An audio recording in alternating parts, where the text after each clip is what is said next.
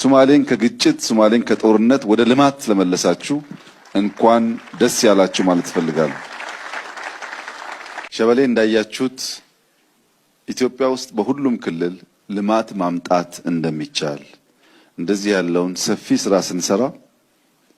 የቤቱ ግንባታ የከባቢውን ባህል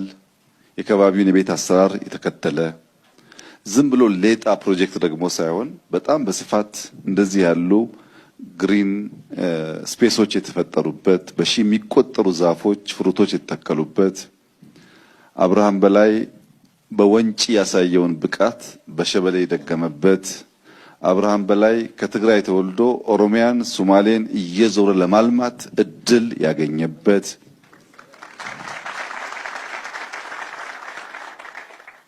በኦሮሚያም በሶማሌም ማንም ሰው ልማት ሰላም ፍቅር ይዞ እስከመጣ ድረስ እንደ ልጅ የመቀበል ባህል መኖሩን በድጋሚ ያረጋገጥንበት